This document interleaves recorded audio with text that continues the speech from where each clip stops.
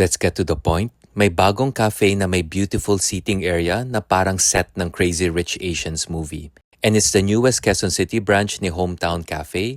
Nabalita ko popular cafe sila sa Subic. And katabi niya ang isang car detailing shop na opening soon din. And I was able to try 2 items here. And let's be honest, this is not a sponsored post. I paid for my order.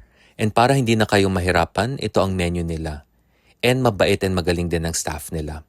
And ito na rin ang essential information nila. By the way, cute yung tumutulong sa parking area. Cute in a Viva Max way.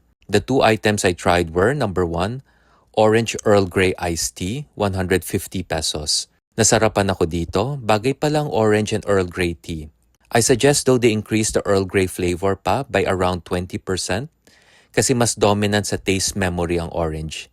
Pero again, delicious ang combination. Number 2, Bicol Brown Sugar Latte, iced, 200 pesos. This was delicious also. I did not expect this to taste unique kasi I've tasted several disappointing versions nito sa ibang cafes. Hometown Cafe really celebrated the brown sugar ingredient. Pero in fairness, I can still taste the coffee. Yung place naman maliit lang pero ang tama nilang ginawa. Marami silang kinds of seating layout. May bar seating overlooking the car detailing shop. Tapos may extra seating pa around the coffee bar.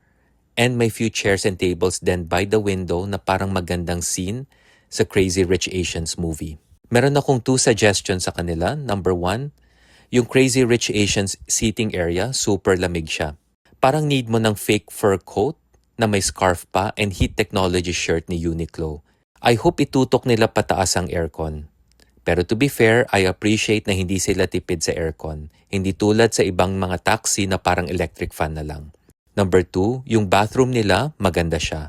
Napansin ko lang ang baba ng height ng wash sink nila. Akala ko dahil 6-footer ako, kaya lang ako nabababaan. Pero yung mga friends ko yun din ang napansin. Pero too late na kasi na-construct na ito. And minor concern lang naman ito pero I want you to be aware. Pero other than that, this was such a great first impression of Hometown Cafe. This was a beautiful place with delicious flavors, so much so that I want to visit again. Click follow for the next story.